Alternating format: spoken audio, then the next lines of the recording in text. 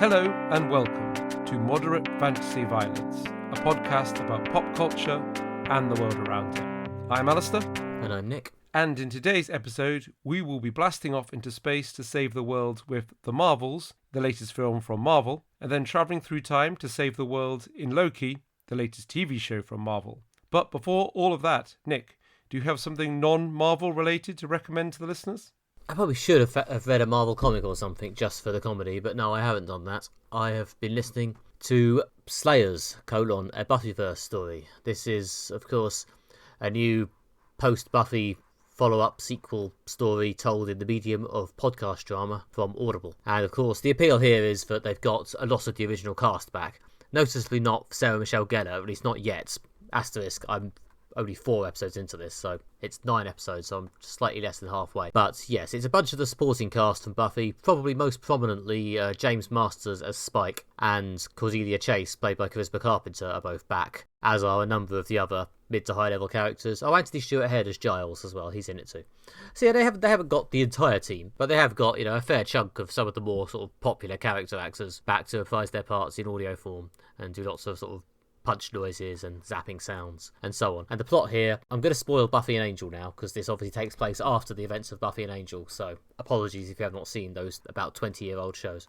I think it's okay. Okay. This is set after Buffy and Angel, so Sunnydale, the town where Buffy was set, is in ruins, and there are Slayers appearing everywhere because everyone has the power now. And meanwhile, Cordelia Chase, the original one from the Buffy and Angel shows, died at the end of Angel, or towards the end of Angel. So the Cordelia Chase in this show is actually from an alternate reality. We are apparently going at least some way into Spider-Verse territory here, where Cordelia was the Slayer rather than Buffy. Yeah, that's it really so far in the 4 episodes I've listened to, or at least that's it without dropping major spoilers. Cordelia from alternate reality comes through to recruit Spike to go on a mission in her reality to help fight his evil ex, Drusilla, again played by Juliet Landau, who played her in the show. And yeah, it's a lot of fun, certainly from a character perspective. They've got characters who have very distinct voices, and hearing them reprise the parts is kind of fun in itself, and they've made sure to give them lots of sort of quiet character moments. The plot is kind of just zap, zap, bang, bang, go here and get this magical thing, and sometimes it does feel a bit like they're just, as some of these sequel series do, just moving the characters around in order to give them, their moment and their chance to unite with each individual character. There's also a new young Slayer called Indira, who is serving as a sort of... It's actually, to bring it onto the main topic, she's kind of similar to Kamala Khan, Ms. Marvel, actually. She's a sort of Slayer fangirl who has learnt the Buffy and Angel continuity in-universe by being a regular on the Slayer subreddit. So that's quite fun. Sometimes she gets it drastically wrong, of course. And yeah, obviously this is a new Buffy story, obviously with no input from Joss Whedon, who has been somewhat cancelled. This is written by Christopher Golden and Amber Benson, who played Tara in the original show and is also back playing her in this. So yeah, it's fun. It's probably a bit fans only. I would definitely not recommend seeking this out if you are not some level of Buffy fan. Buffy rather than Angel so far. Angel definitely happened. A couple of events have been referenced, but they're sticking mostly to Buffy, I think. But yeah, if you are a Buffy fan and if you've been yearning to hear them again, it's not bad. It'll give you your fan service. It doesn't sound like the most accessible thing to jump into if you weren't already a big fan of the show, but I know from a lot of people who really love the show are very excited for it because it's kind of the first real official piece of media that they've done since Angel went off TV. I mean, I suppose there might have been books or comics and stuff, but there's not been anything particularly high profile. It's the first one that had an audio-visual component.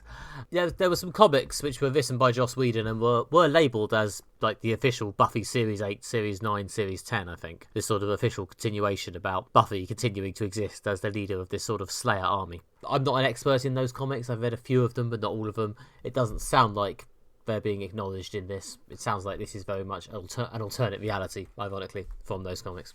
Yeah, but I've heard good things about it. Does it have the same sort of wit? I mean, one of the things that, is really good about Buffy is that, similar to The West Wing, it brought in that kind of modern bantery dialogue, the way the characters interact, obviously, which, is kind of the basis of the kind of Marvel sense of humour and many other things. The quips are there. They're not perhaps as sharp as they were back in the day, although that may just be because the impact has been blunted due to, as you kind of implied, heavy exposure to this kind of humour. The characters are, crucially, more or less there and present, and their voices are right. Spike especially, who is kind of the main character, he does a sort of pseudo-noir narration introducing each episode, and he's definitely in character. And he's quite a major character with quite a major voice, so getting him right goes, I think, quite a long way. And James Masters is doing a good job of getting back into it. Yeah, definitely a fan favourite. James Masters as Spike. I mean, he's never really done anything else to get out from behind that character. No, he was in Marvel's Runaways, but I'm not sure anyone except me watched that. And of course, he was in Torchwood for like 2 episodes. I'm not sure anyone watched that at all. Oh, we both did, Alistair. We both did. Yes, well, we can admit that in the safety of the podcast bunker. Yes, he was in Torchwood in its pre-Children of Earth phase. Although I believe, actually, James Masters has also reprised his Torchwood character in some audio plays for Big Finish. So, it's not as if he's unfamiliar to this territory either. Yeah. But it's good that they got various members of the cast back, I guess. That gives it that kind of air of legitimacy. Yeah, Anthony Stewart Head, obviously, very successful in a number of mediums. I guess he clearly enjoys playing the character if he's so determined to come back. Yeah, and he's very good, actually. He is one of the characters doing, I may just because he's, a good actor. But yeah, he is one of the people who really does put his character across when he's doing the acting on the audio. You can listen to Giles talking on this show, podcast thing, and sort of imagine him performing it in front of you. It's a very good performance. Yeah, that sounds good. It sounds good, I guess. Yeah, Audible, I suppose, are kind of expanding more and more into these Audible dramas. It's another front in the kind of content war. Yeah, the Audible side. We spent a lot of time talking about the conflicts between the streaming services, but yeah, there's also there's a battle for your listener attention, and Audible's part of Amazon, obviously a player in the streaming wars as well. Yeah, and they've obviously Audible producing a lot of independent original content. They've done James Bond stuff, they've done like Sherlock Holmes things. Yeah, they did that Sandman adaptation, yeah, I think Buffy is kind of the elusive property that hasn't yet been milked to death, much like Barbie, I think also had success this year. Do people want to break from franchises, or do they just want some different franchises?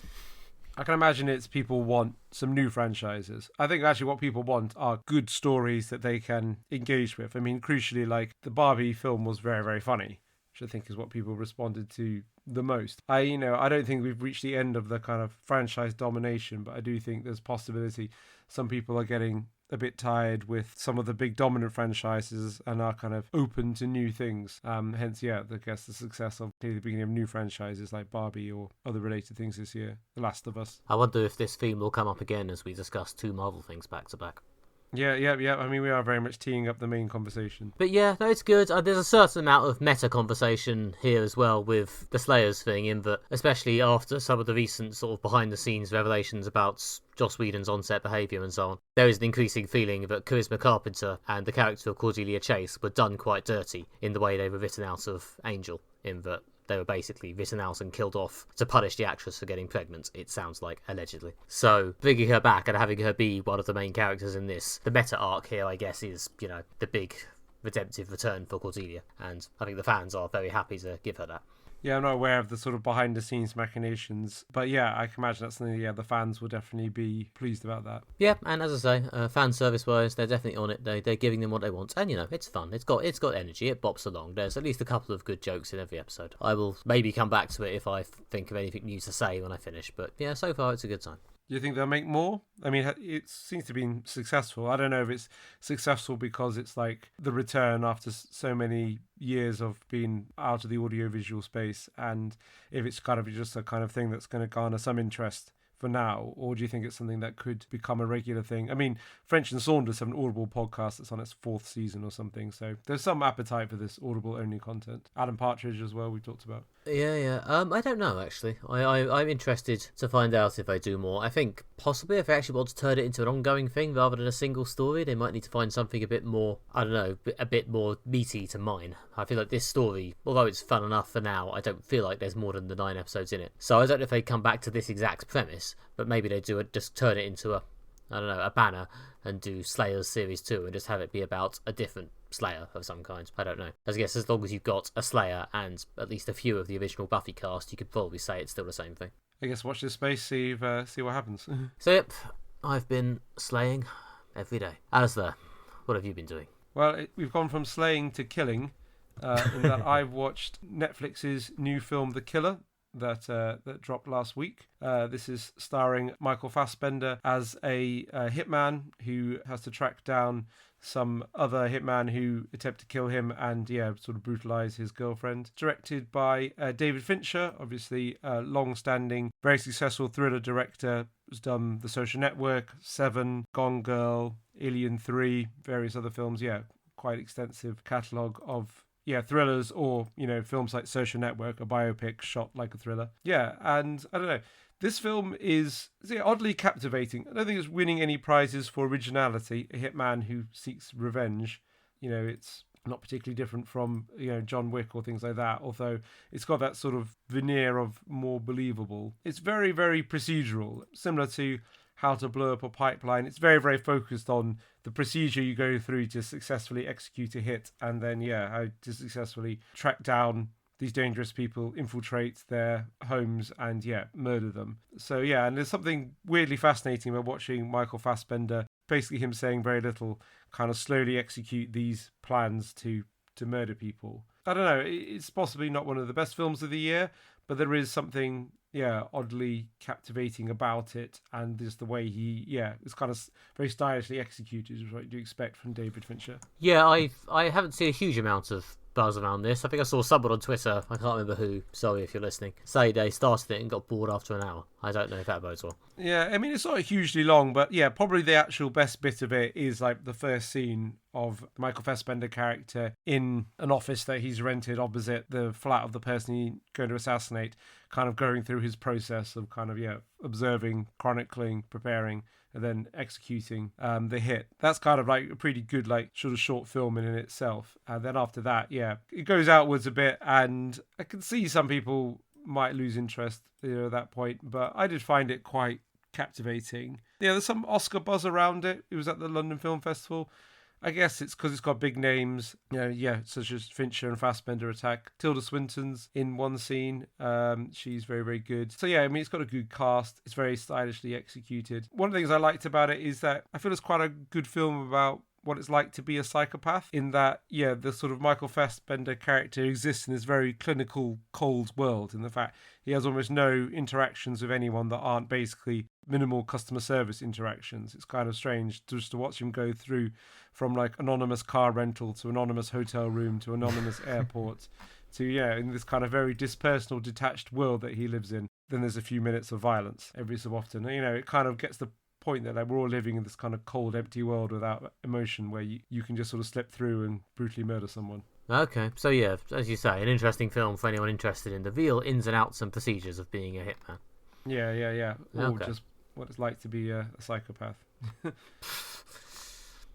But I don't know. It's certainly what I'd recommend. It's just finished its brief cinema run. It's on Netflix. It's obviously just well executed. David Fincher's a good director. It's got Trent Reznor and Atticus Ross doing the soundtrack, which they collaborated on Social Network and possibly some other films. He's got good soundtrack. It's sort of well designed. The other interesting thing about the film is that all the music used on the film is the Smiths, which is quite well done. Sort of miserable soundtrack.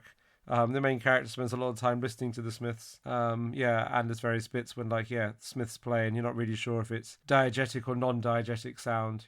Is this something that the character's listening to or just for the audience? But I don't know. Again, it adds to that, I don't know, the sort of gloomy, dark feeling of the film just to have constant Smiths playing. Okay, so you would recommend this then? I would certainly recommend it. I don't know, don't drop everything, run out, go see it now. It's on Netflix, so I'm not going to. It's on Netflix. I don't know, it's unlikely to break my top 5 films of the year, probably not the top 10, but I feel for 2 hours entertainment, I was definitely entertained. I was engrossed in the world of what it's like to be a hitman and all the sort of bizarre, impersonal world that he lives in. I kind of like the sort of veneer of realism that it's given. Like, I don't know, you get a sense of like when he gets punched, it seems like it really, really hurts. You can't just kind of like charge in all guns blazing. I feel that like after some very, very over-the-top action movies we've had recently, that this one's kind of got its eye on realism. It's aiming to be something more like maybe the early Bourne films, less of a James Bond film, more of a kind of, we have to bear in mind reality as much as possible. I don't know if there are people like this who do these kind of international hits, but there is certainly like one eye on realism in this, and the kind of, the tools of the trade and how it's all about a lot of times scrubbing down cars, cleaning up offices that he's rented in order to stage things. Again, the process is what matters. Similar to Dexter, the process matters to stop him getting caught, and because he's a professional hitman, and there is something very, very engrossing about that. So I think over the Christmas period, you've got time to kill watching films, definitely one to go for. Time to kill, eh? Well, yep. Execution is everything, as the tagline says. Okay, and first up in today's list of Marvel projects, we have The Marvels, the latest movie from the massive Marvel Cinematic Universe enterprise. This, of course, is a sort of sequel to Captain Marvel from a few years back, in which Brie Larson's Carol Danvers teams up with Ms. Marvel, aka Kamala Khan, from the TV show, of course, the Disney Plus show from a few months back, and the character Monica Rambeau, who, of course, appeared as a child in Captain Marvel, and is now a grown-up with her own superpowers, as seen in WandaVision. So yes, this is in some ways a three-way crossover, and of course, as ever, Samuel L. Jackson's Nick Fury is also there, along with a villain played by Zawe Ashton. And they have to, after finding their powers entwined, so they kind of randomly swap places whenever they try and use them, they must go on a cosmic quest to uncover why this has happened, and what other dark plans the villain may have, and how this may tie back to Captain Marvel herself. This is the latest Marvel film. It's just come out to mixed reviews and, I gather, a not great box office, but nonetheless, we have seen it, so we've contributed to that box office a little. Alistair, what did you think? Yeah, so overall, I enjoyed this film. Solid mid-table Marvel. Yeah, definitely not right at the top, but also, not at the bottom. There's definitely been some turkeys mixed in there. There's been some turkeys this year, in fact. And this, I thought, was, solidly entertaining. It kind of sort of reminded me of the first Iron Man film that I watched during lockdown, in that remind me of the same kind of balance of humour and character, in that, it's an action film. We've got spectacular action scenes. There's a nice amount of humour. It's not as sort of funny as one of the really funny ones like Guardians of the Galaxy, for example. It doesn't have the sort of soaring epicness of Black Panther, but it is an entertaining action-adventure film with some good performances and some funny bits in it, some good set pieces. It's a classic. I paid my money at the cinema. I thoroughly enjoyed myself. I'm not really sure why there seems to be a bit of a cold shoulder to this film. It's easily as good as any of the other Marvel films. I suspect some of it is a sort of delayed reaction to the disappointment over Ant-Man 3. But yeah, my opinion of this is similar-ish, yeah. I think this is definitely a solid enough Marvel film. It's very much a Marvel film of the type they were making, I think, quite a lot of about 10 years ago, maybe. Sort of around Phase 3 or something, pre-Infinity War, where there's a lot of leaning on like character and humour and sort of little set-piece character moments. Probably best not to think too hard about the plot or the villain, who... I was actually quite excited when I heard that Zawe Ashton was playing a villain in one of these. I thought she was the sort of actor who would do it really well, but unfortunately she did get a bit Christopher Eccleston in The Dark Worlded here. I don't know, it feels like a lot of the stuff setting up her character's motivation might have been cut out of the film, and she's just left as this slightly one-note psychopath. There's a couple of bits that maybe suggest a sort of, but does she have a valid point? Kind of double-sided vibe, but that isn't really explored much, and in the end, it's best not to think too hard about the plot. And for that reason, it's very hard to go, this is a really good film. One of the really good ones. One of the ones that's actually, like, good, not just good for Marvel. Because it really isn't, to be honest. The plot is just quite half-baked, and it's been slimmed down to a trim 100-ish minutes, which on the one hand I obviously approve of, given my ceaseless quest against long films, but the result of that is that it is just a series of character set pieces loosely held together by a plot, and those set pieces are enjoyable. The three main characters do have a good dynamic. Iman Vellani especially, I think, is the main breakouts here, successfully jumping from TV to film and owning the screen. But yeah, the character stuff works fine, the jokes land, the big set pieces are fun and funny, the body swapping stuff is used quite well, and there's some really entertaining sequences with it, really sort of smoothly shot. Part of me almost wishes they'd used it a bit more, especially towards the end, but it's good when it's there. Yeah, it's fun, it's enjoyable, it's probably doesn't stand up to heavy analysis. Yeah, and I agree with that. Definitely agree that, Imran Vahani is the standout character. Yeah, she's very, very good, brings a lot of personality to the role of Miss Marvel, and is kind of really electric on screen. I think it's helped by the fact that, like, her character is a sort of very likable, sort of big character that works well in the cinema. She's a teenager who's got superpowers and has based her superhero identity on Captain Marvel because she's a huge fan of her, and in a sort of starry-eyed fangirl way, the way that people might base their music persona on pop stars who are successful. And having that kind of, I'm a huge fan, and now I get to go on an adventure with the person I'm a huge fan of. There's a lot of potential there for like funny, over-the-top silliness with a kind of sweet edge, which is the sort of thing that Marvel does well. I did feel that, on the reverse side, that the Monica Rambeau character, being the kind of more stern-faced, serious one of the trio, means that it's kind of hard to really excel doing that on screen. The serious one is never going to be people's favourites. But, it's kind of needed for the balance. You kind of need those three roles, three main characters. Kind of one person is the kind of the silly over the top one. There's the kind of the leader, the emotional core, and then there's the kind of the serious one. And that's the dynamic that they've got. And it does work. It's very entertaining. But also means that because relatively short or average length film and this kind of focus on these three characters and their interaction means, villain and almost everyone else kind of gets squeezed out a bit, which is unfortunate. Yeah, and even some of the kind of character development stuff, the main people gets pushed aside in aid of it just to sort of zip along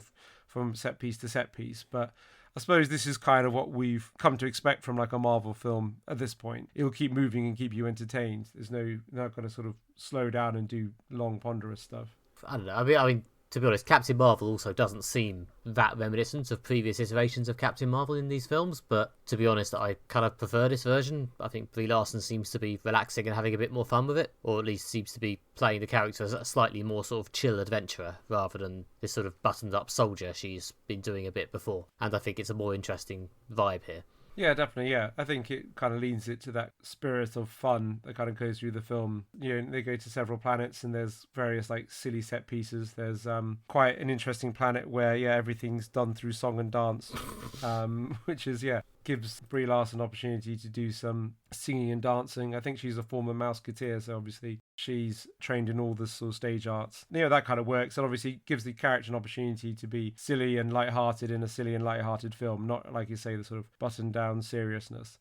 I was a little bit disappointed when we went to the singing and dancing planet that there wasn't like a really big musical set piece. It did feel like they were going that way, didn't it? It did feel like we were waiting for like a big song or a big dance where everyone joins in, and even Monica Rambeau sort of rolls her eyes and has a little dance, but they never got there. Yeah, especially as, you've got the Ms. Marvel character, who with a sort of vague connection to Bollywood films and things like that, who probably also could be folded quite neatly into an epic song and dance sequence. But I don't know if they felt that was too silly to include in the film, or if they just, felt they want to just get to the action scene as much as possible. But I was a little bit disappointed there wasn't like a big dance sequence on the dancing music planet. Well, yeah, especially because there's a big set piece, which I feel no need to spoil, but there is a big set piece involving Captain Marvel's cat from the previous film, who very much gets to go larger here. It's not exactly what I just implied either. But it's a good set piece. They do go very, very silly with it, and it does very much work. It's a shame that they didn't necessarily go quite that silly in other places, as I think it would have made the film a bit more distinctive. Yeah, and that was probably my favourite part of the film. It's definitely the bit that was the funniest, the bit that you're alluding to. Yeah, so like the film has sort of moments like that, but I guess it was inconsistent. They weren't bringing them throughout the film. I mean, like the great films like the first Guardians of the Galaxy, it really is just like driving through like joke. It kind of maintains this high level. The funny bits are like consistently funny throughout, and as the strong emotional bits are quite strongly emotional. This one, that's why it's mid-table. It's got some really good bits. There was some very nice stuff. Again, with each character's got a sort of family moments and stuff. There's various like family stories woven in that are quite emotional as well.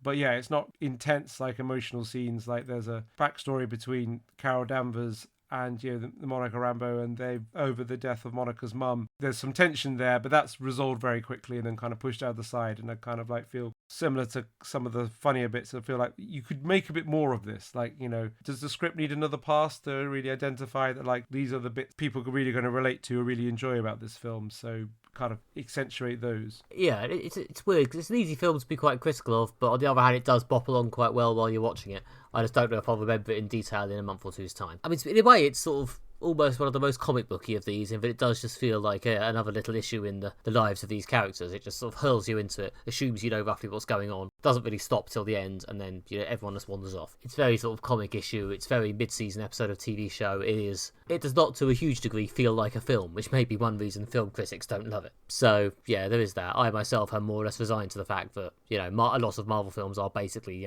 the next episode of the grand filmed television show, and therefore occasionally getting one like this, although I can see its weaknesses, I'm still willing to turn up and just go with the character moments. I guess it's not one that's driving towards like a big moment in the milestones of Marvel. It's not either basically like a character's big exit, such as Guardians Volume 3 was clearly wrapping up character story arcs and things like that. Some of the characters sure will be back in various Avengers films or whatever, but it did feel like the big conclusion to something. Obviously, there are films that are like major installments, building up to Avengers films. This film didn't really feel like that. It's kind of almost a bit too obvious to compare the MCU to a TV show rather than, even a film franchise, let alone like individual films. But this did feel like an issue of a comic or a mid-season TV episode.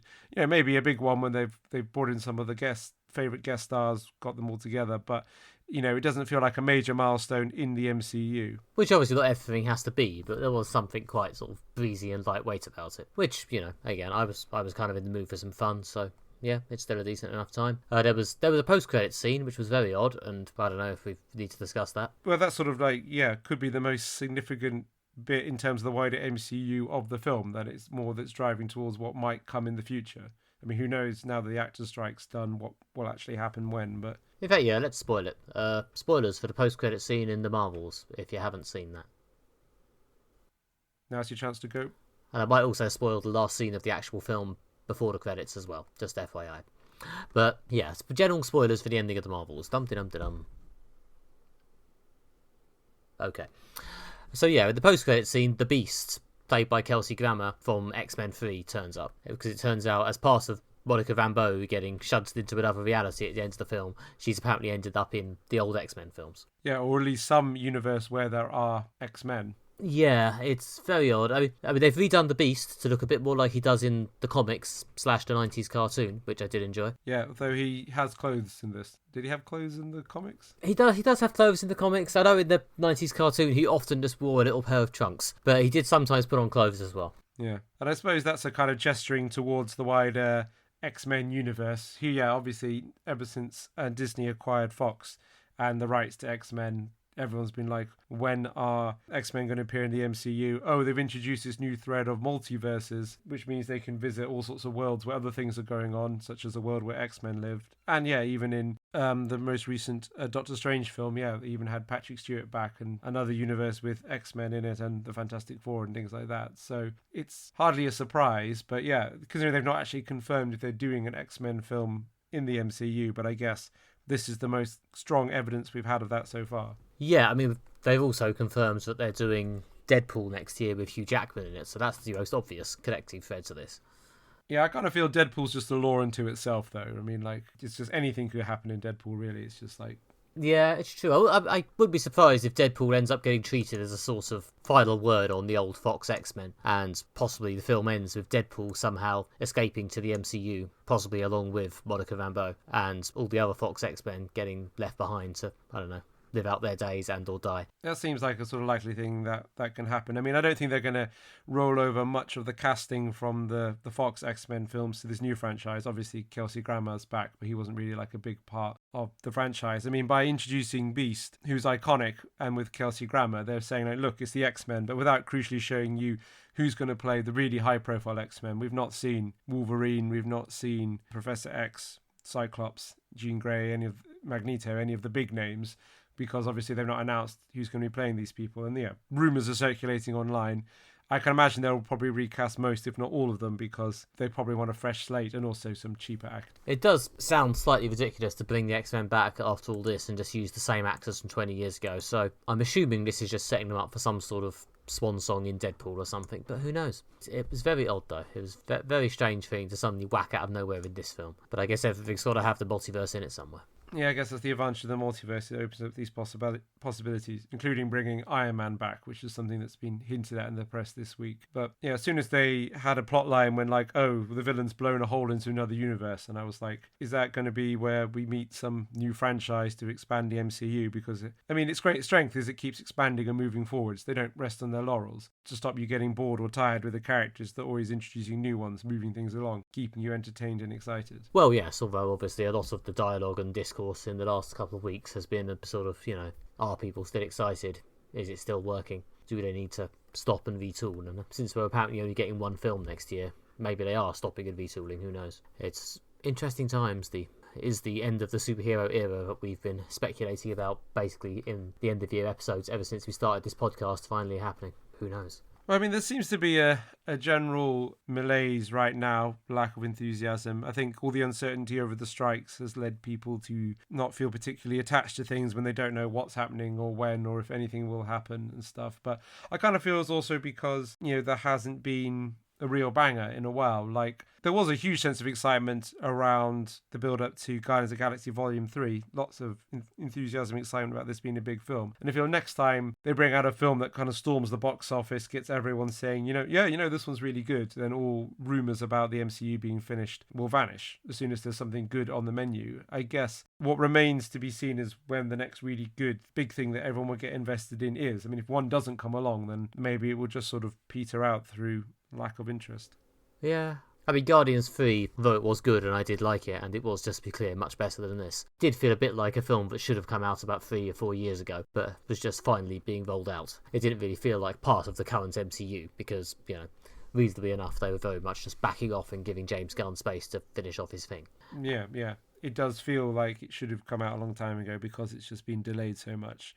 I mean, between, behind the scenes machinations, pandemics, things like that. It depends kind of what they need to move on to something substantial, I guess. And I'm not saying that it's just the charisma of people like Chris Evans and Robert Downey Jr. and the rest is what made it successful. What kind of made it successful was the novelty and the characters and stuff. And they kind of kept it successful by keep introducing new people. I guess bringing in Spider-Man at one point, who's very popular, later on helped. Black Panther has become hugely successful, went from being not particularly well known, I feel, outside the world of comics to being like one of the biggest comic personalities in the world. And maybe it's not surprised that Black Panther became hugely successful, but it was something that kind of injected energy and momentum into keeping the franchise moving forwards. I guess they just need to find the next thing, which is what they're good at, but they haven't found it yet. I guess putting lots of effort into and money into building up Jonathan Majors. Yeah, we'll get to him.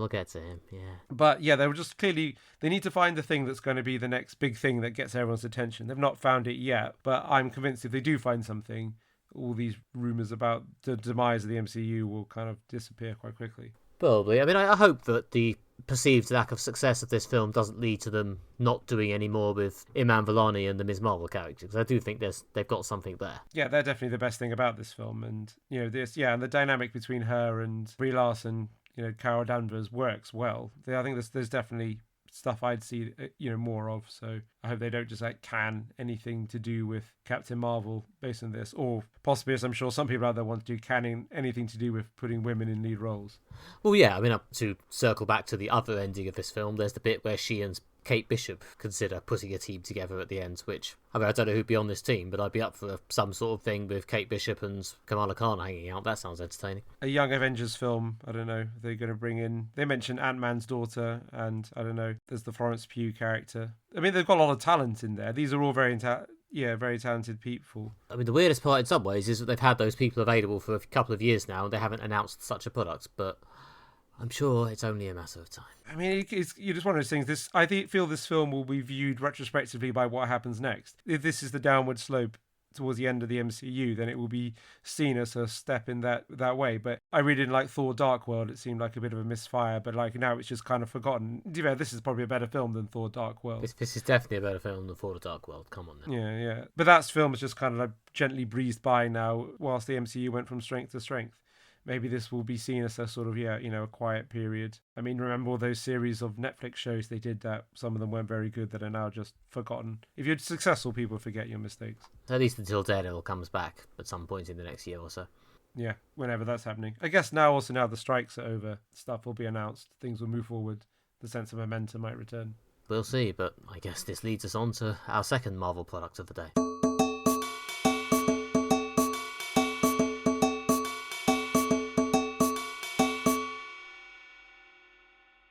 Okay, and over in the world of Disney Plus Marvel TV, it is the second season of Loki. This is, of course, the TV show starring Tom Hiddleston as the Norse god, or rather, technically an alternate version of said Norse god, shuffled off from his timeline just after his defeat in Avengers 1, Avengers Assemble, if you're British. And yes, he's now been scooped up by the Time Variance Authority, the TVA, to help them with their job of policing the timelines and the multiverse. And yes, as of the ending of season 1, when he and his female doppelganger Sylvie, played by Sophia Di Martino, killed the mysterious He Who Remains, who insisted that as long as he stayed alive, he was the only thing protecting the timeline from being plagued by his evil duplicates. So yes, sure enough, he's dead now, and the timeline is collapsing, and different variants of He Who Remains, played by Jonathan Majors, are emerging. and it's all going very wrong. We have seen all 6 episodes of this show. We're almost definitely going to spoil the ending at some point. But yes, Alistair, what did you think of it? Well, it's not my least favourite Marvel thing they put out this year, in a year that had Secret Invasion and Ant-Man and the Wasp Quantumania, but I wasn't particularly enthralled by this. It's got quite a few flaws. Yeah, I wish we can discuss at length. I think so. The plot meandered quite a bit early on and seemed to take a while to find a direction, and it wasn't a particularly, engaging direction when it found one, and there wasn't sort of much big emotional moments. I also felt that Loki as a character seemed to lose all sense of personality, just seemed to be a guy who's just trying to fix things. There's nothing about him being a trickster god or really much else to him beyond that. There's various other flaws, including the ending, which I'm sure we'll come to, but between sort of directionless plot and hollowness of main character, I did feel a bit disappointed by this.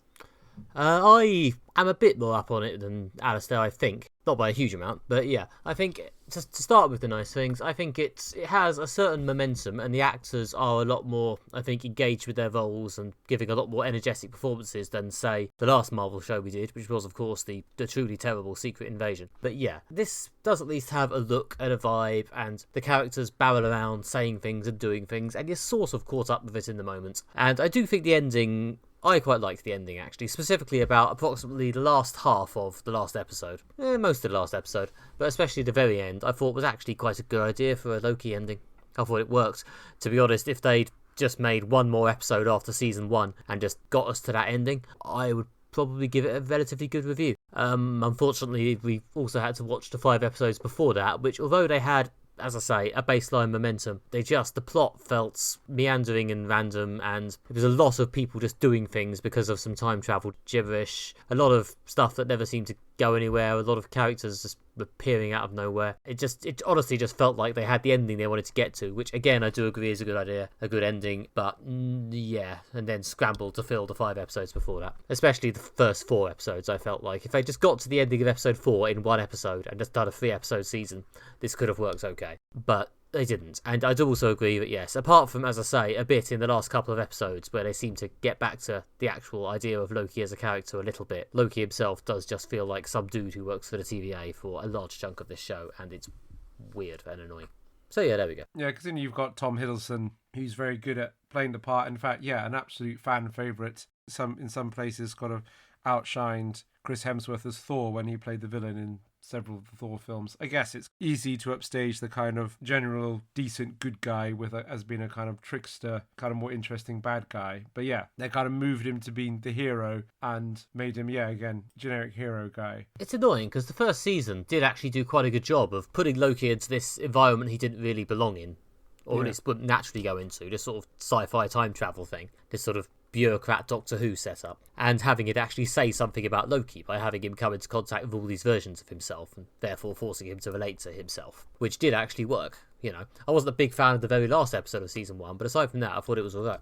Yeah, and also, crucially in the first one, you had this big institution, Loki, the trickster, comes in and being like, well, I'm not going to play by your rules. Why don't I do this? What about that? I'm going to ask all the questions. And I can start disrupting things. And that's kind of interesting. And we've got these characters running around saying, don't disrupt that. Don't look under that rock. Don't ask too many questions. And that was, quite good and also seemed more in keeping with the character.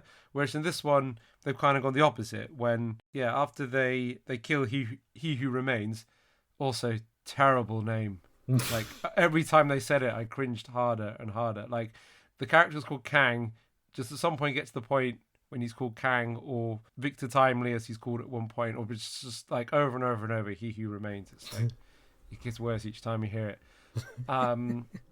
But yeah, that's one of my gripes. Not a big one, I suppose, because it is just a name, but it is quite silly. And not in a fun silly way, like the cat in the Marvels. But in this one, things go to crap, and now Loki's trying to piece some order together, and it's just not in his nature to be the fixer, piece things together guy. He's the disruptor coming up against authority guy. So and so he doesn't really have a personality if he's not trying to trick something or bring something down. Yeah, I mean, I can see what they want in order for the ending to work. Loki, I'm just going to spoil the ending. If you don't want to know the ending of Loki and you didn't already leg it when I spoiled the end of the Marvels, then I'm going to spoil Loki as well, going all in. At the end, Loki sacrifices himself to save the TVA, and arguably the multiverse as well. He walks into a big special effect and takes the place of He Who Remains and holds the multiverse together himself. And the idea, and it's not a bad idea, as I said earlier, I think it's probably a good idea, is for Loki to finally get the godhood and the throne he wants, and to be, the central man at the centre of the universe, just as he'd, found these friends and these people who he feels genuinely attached to and genuinely doesn't want to leave. Yeah, I guess Loki just becoming a sort of TVA company man for the first 4 episodes of the series is meant to signify that he's become, one of the guys, and he's part of the team now, and, he's attached to it, and he's not going to want to leave at the end of the season when they make him. So, yeah, that's what they're going for, I think, but it just, as you say, they achieve it by basically papering over Loki's personality almost entirely. I mean, I like that bit. I think it's in the penultimate episode when he actually says, like, why are you doing this? Or someone asks him, why are you doing this? And he's like, because I want to save my friends and I want to spend time with my friends. And that's actually quite a good emotional moment. I don't know why they sat on it for 5 episodes like it was some kind of twist. They should have just deployed that early on as a good character management. And like, it shows growth and it shows change. I mean, if they brought it in earlier, then, maybe they could have made something more of that. I mean, I do agree with you that I liked the ending where, he finds some friends, he has a moment of happiness. He realizes it's all going to shit and he has to sacrifice himself. That was quite emotional. I was a little bit confused about what was actually going on in those final moments, but after it eventually became clear, I thought that was quite good. The emotional payoff. Yeah, like I say, it's the same with the bits before that. It's also a bit of a shame that, like, I feel some of the other supporting cast didn't really get a lot to do in the season so that we can kind of build up them and why Loki's invested them so much. I did think Owen Wilson was quite good. He was good in the last season. He's good in this. There was a nice bit when he found out about what his life was like outside the TVA, and that was quite emotional and warm, and Owen Wilson does sort of like every man quite well. I did feel, however, that Wumi Masaka, who is a very good actress and was good in the last season, is given very little to do in this season, kind of hanging around in the background, which was a shame. Well, yeah, especially considering that Loki's attachment to these characters is his key character points for the entire series to set up the ending. It's a bit weird that some of them have basically nothing to do. Sylvie also, considering she was like the breakout character of season 1, I'm not even sure why she's even in this. I can see why she's in like the flashbacks at the end to when she killed He Who Remains. I don't understand why she's in the rest of the season. She doesn't do anything. No, exactly. There's a sort of plot thread about her trying to become a normal person, which is one of the many sort of plot threads that are put in between the beginning and the end bit that we've already discussed, seemingly just to fill time. So yeah, that's unfortunate. I did quite like this new character they've introduced, OB, played by Ki-Hoo Kwan, who was seen obviously recently in Everything Everywhere All at Once. And I thought he was good, a nice addition to the cast, an interesting character. But yeah, I feel that they maybe should have worked with the characters they had better as well as introducing new ones. Yeah, Ki-Hoi Kwan was good, and his character is kind of just an exposition machine, but it speaks, I guess, to the incredible amount of like charisma and energy he has, that he still moves his scenes along and makes them fun to watch, even when he is just mostly delivering information about gibberish time travel stuff. As I say, the cast of this are very good. Like, there's a lot of very strong actors imbuing these characters with a surprising amount of soul, especially, as you say, Owen Wilson as Mobius. He gets a bit more than other characters in this season, but still not a huge amount, but it's surprising how much pathos Owen Wilson is able to wring out of it. Yeah, he's definitely the main supporting character, the number 2 person. The Loki's journey is about him, realizing as these group of people around him and learning to value them, and obviously one of them is his closest friend, the Owen Wilson Mobius character. Yeah, and obviously finding out more about his life and things like that. It was quite sweet. So yeah, I mean, it's not an appalling show. There were some bits that I quite liked and quite enjoyed. It's just there was some bits which I really didn't. Yeah, and it's not the worst thing we've seen, as you say. There have been more than one worse Marvel thing this year alone. But yeah, it's probably at this point I don't feel like they had enough plot to do more than like another 1 or 2 episodes. To be honest, I felt like they could have just made season 1 slightly longer rather than inflicting this whole second season on us. I mean, I could pull on my tinfoil hat with massive Loki horns on it and say that maybe this show was somehow recut or rewritten dramatically to reduce Jonathan Majors' role, but considering the massive strike that's been on, I don't know when they'd have done that. For those who aren't aware of, Jonathan Majors, I believe, has some alleged domestic abuse stuff hanging over him, and there are questions over whether he'll continue to be in these. So it's very possible that some cuts have been made to make this show a bit less Jonathan Majors focused. Well, the MCU has bought major stock in Jonathan Majors, which I feel is one of the flaws, in that they're building up him to be the new big villain, multiple MCU films, including the next Avengers film. which is called the Kang Dynasty. It does sound to me, based on, the delays they've had in shooting and the thoughts they may now be having, that they may well just back away from the whole Kang thing. I don't know. They've got rid of both the Kang versions they had in Loki and the one in Ant-Man, also dead. So they could just stop doing Kang stuff now if they didn't even want to recast, and I don't think they'd have to tie up that many loose ends. There was one post-credit scene with the Council of Kangs all yelling at each other, but we could just ignore that. And there's been plenty of stuff they set up in post-credit scenes and never come back to, partly because, as we said before on the podcast, it used to be the post-credit scene would set up the next film in the MCU, so they would link up and drive forwards. But now, because they set up things that they are going to revisit in sometimes years in time, sometimes 5-6 years, by the time they get around to picking up these threads, they've realised that they don't fit together with what they've got planned, so they have to either just ignore them or just sort of summarily discharge them as rapidly as possible. See, for example, Thor hanging out with the Guardians of the Galaxy being a squad and then just quickly walking away from that as quickly as possible. When they didn't want to do that film, they wanted to do something else. I mean, the complex meta management of the MCU is kind of just becoming a burden in of itself to the stories they want to tell. But yeah, having this break, they could wipe the slate clean. They could be like, no more Jonathan Majors, jettison that. Again, the point of this Loki show, again, they only feel significant, these MCU things, when they tie into the big things, was to really build up this Kang guy in the consciousness of the audience. They managed to, successfully do that with Thanos, the previous big villain, to the point that, Thanos is something that gets referenced generally in popular culture. Now, even outside geek popular culture, just in general popular culture. They need to, do that again if they're going to have another hit on their hands the size of the, Infinity War Endgame thing. They need to build this stuff up. And this was part of the process, which meant it felt significant that it was going to be driving towards something big. But at the sense of there isn't a lot of Jonathan Majors in this. We don't know if it was recut, reshot, if something got in the way. Pandemic as well been going on in the background. But again, it's one of the flaws with the show, which is that the one thing that's supposed to be significant about it is, Jonathan Majors building up Kang, but it's not really in it very much, just a brief bit, and then they kind of move past it. It's one of those other threads they sort of pick up, play with a bit, and then kind of leave. Yeah, I mean, the last episode is left to focus entirely on Loki making this sacrifice. Part of me does think there was probably some sort of bigger Kang beat in this final episode, which might have been cut out, because it does seem weird that he just vanishes. Whereas, yeah, it does feel like they want you to at least think that the stuff with Loki will be revisited. Well, I suppose, to be fair, it could just be that he's now doomed to suffer forever. But, as I say, it's not a bad ending for Loki. If this is the last we ever see of Loki, it's actually not the worst ending in the world. It's just, a shame about the build-up. And in the meantime, we just had, a few episodes of random filler things, like the cartoon clock getting horny for Jonathan Majors. Yeah, that was a bit strange. It was a bit.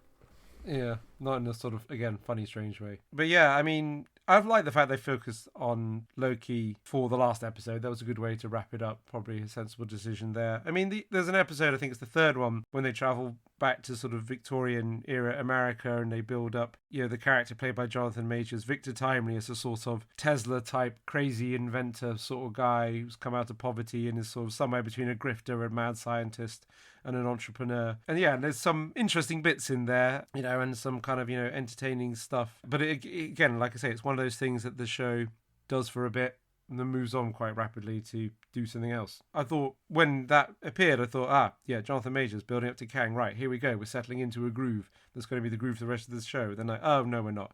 The next episode's about something entirely different. Yeah, and I mean, I liked at the end of episode 4 when they finally, we're doing spoilers, aren't we? At the end of episode 4, where they had the thing finally explode and destroy the TVA, and you did at least get a sense of, okay, we've got to do something now. It's got to, go off on one a bit. And to be fair, it did. Episodes 5 and 6 do have a certain entertaining sort of whimsical time travel weirdness to them, which did at least give it a bit of energy. Yeah, and obviously it meant they could visit the characters outside the TVA, and they got nice little character emotional building bits. Yeah, you saw Owen Wilson in his own life, and that was quite nice. Again, unfortunately, Wumi Masaka's life outside that was fairly non-existent. It was very thinly written, but that's just one of the problems, I guess, with the show. Yeah, and it does. Another good thing with this show, it does look good. It does have a certain level of production value, whereas some of these shows, again, I'm thinking, of course, of my beloved Secret Invasion, do sometimes look a little bit cheap and grey. Whereas this does have a certain visual something to it. Like there's a scene with Sylvie in a record shop as the whole universe dissolves in episode 5, which is actually really, really good. And similarly, they do actually save a fair chunk of like budget, special effects and effort for the big resolution at the end when Loki ascends. That, again, looks really, really good. So yeah, it is nice to have those moments actually feel like they pay off and it not just feeling like vague, hands-wavy shit.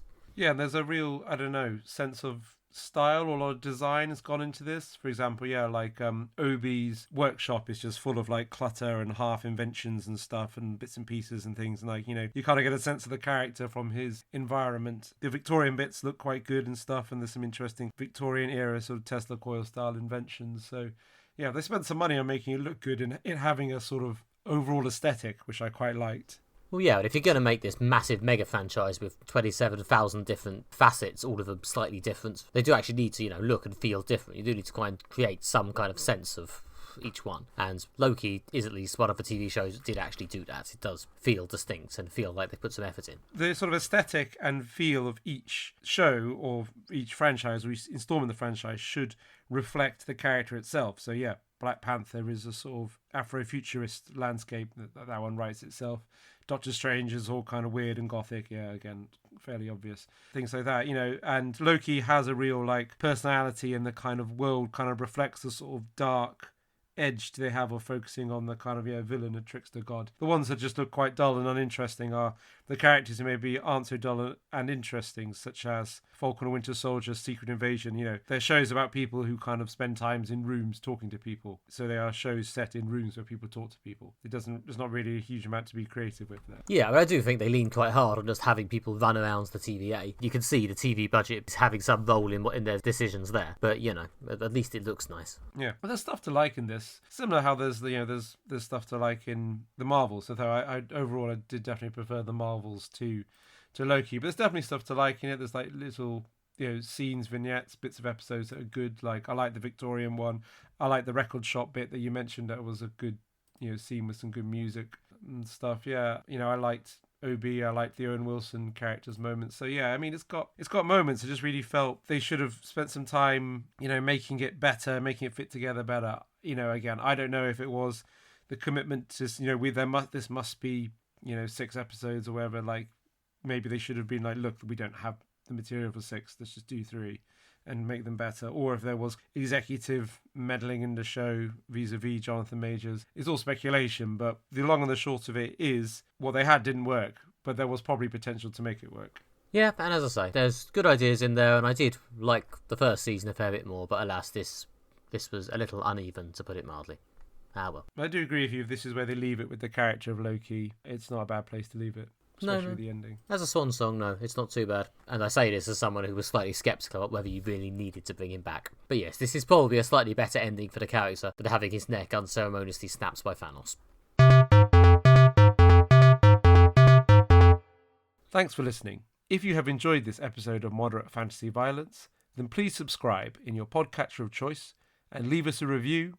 It really helps out the show. You can also visit our website, moderatefantasyviolence.com, where you can get more episodes of the podcast, bonus audio clips, and short written pieces by Nick and myself. And if you want still more, you can follow us on social media, where we are MFV Podcast on Twitter or Moderate Fantasy Violence on Facebook, to hear updates about what we're covering next, whether we've managed to record successfully, all that good stuff. And you can follow me personally, probably mostly on Blue Sky and Instagram, if you just search for Nick Bryan and click on my angry-looking red avatar.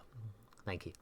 You can find more from me on Twitter, Instagram, Threads and Blue Sky by searching for Alistair Ball, and you can get more of my writing at redtrainblog.com or find my theatre reviews at Everything Theatre. They're kind of like this, but theatre instead of film and TV. Very similar. Or you can get more from us right here in 2 weeks' time, when we will be going to university to learn how to use our superpowers and experiencing mental health problems in Gen V, and then being sucked into the dark world of the uber-rich whilst on a break from university in Saltburn. So join us in 2 weeks' time to find out what we made of those. Until then, goodbye. Bye.